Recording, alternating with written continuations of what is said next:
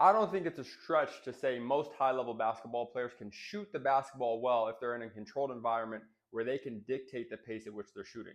The problem with bad shooters is once you start adding other elements, their shot production and their shot making drops dramatically. And that is why so many NBA fans get tricked every offseason when you see this guy shooting who you know couldn't shoot before, hitting shots in the offseason workout, and you think that's automatically going to translate to on the court gameplay.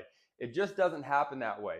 When you see bad shooters shoot, typically what is happening when they're knocking down shots is they are maintaining comfortability. They'll step in 1-2 every time, getting to a loaded position and allow themselves time to get into a full range of motion where they're able to follow through at whatever pace is comfortable to them.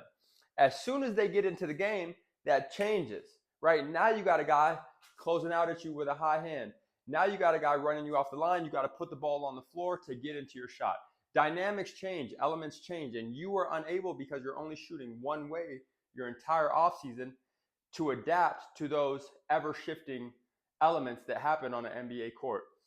If you want to be an elite shooter, if you want to continue to get better as a shooter, you have to be able to knock down shots in multiple ways, at multiple intensities, at multiple speeds.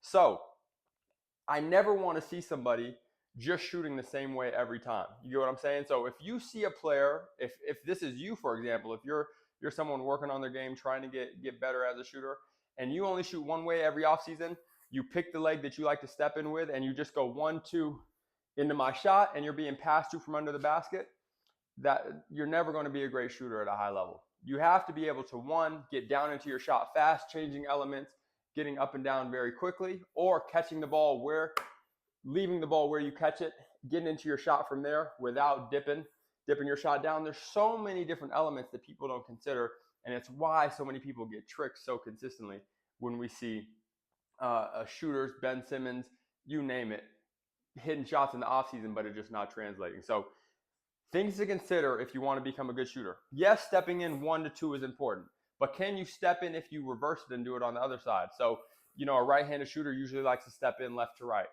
Can you, as a right-handed shooter, step in right to left? It changes the dynamic. It feels a little bit different. Can you come off a curl on both sides? Can you step in, get that right foot around, hit a shot? Can you step in going left, get that left foot down, pivot, hit a shot? These are all things that matter. Do you have proper footwork coming off a flare screen? Do you have proper footwork coming off a pin down? If the answer is no, it's going to be very hard to become a good shooter because those limitations limit the amount of shots that you can take and your ability to hit shots at a high percentage. So consider these things when you see these guys shooting. I was fortunate enough to go to a prep school where we got to see a lot of NBA players play because their off-season training was at the same facility as us. All the great shooters trained intensely when they were shooting. They trained very meticulously. They were really focused on shot detail. All the people who were not great shooters were the complete opposite. They came in, they got their shots up, they left the gym. And all their shots were spot-up shots. Let me hit 5 spots around the 3, 5 spots around the perimeter, and let me get up out of here. If you want to be a good shooter, attention to detail matters. Can you step in right to left? Can you step in left to right? Can you go no step? That's another one. Can you just catch Can you just catch off 2 feet, get into your shot? Can you go instead of 1-2 into a shot? Can you stay on a pivot foot to get your shot off a second quicker and just get into a 1 up into your shot? All these footworks have their place and they matter if you want to be a good shooter. You go watch JJ Redick, you go watch Ray Allen, you go watch Klay Thompson. These guys were amazing at doing all of these things as shooters, right? One of my favorite things about Klay Thompson is he never dipped the ball when he was getting ready to shoot. It didn't matter if he caught it up here, I'm getting it up from right here. Doesn't matter if he catches it low, I'm right into it. He never, unless he had a ton of time and he knew it, he's never there. If you have to do that, that adds another second to your shot. A defender's now closed out on you. So consider these things when you're trying to become a good shooter and when you're watching NBA players not succeed in their shooting progression. It's because the attention to detail is just not there. You just spot shooting comfortably and stepping in 1-2 every time with your dominant leg leading is never going to pay dividends the way you want it to. It's never going to make you an elite shooter. So to go back down the list, if you want to be a great shooter, can you step in from left to right? Can you step in from right to left? Can you do a one step and remove that first step to increase the speed at which you can get the shot off? Now, can you just catch off two and shoot off two? Now, when you're talking about movement, can you come off a pin down left to right? Can you come off a pin down right to left?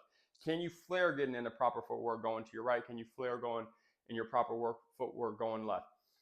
There's so many nuances, so many elements. Can you just shoot from where you catch the ball without dipping it? Now, for younger players, this is going to be harder to do. This is something that you develop as you get stronger, as you get more developed as an athlete. But still, these things matter.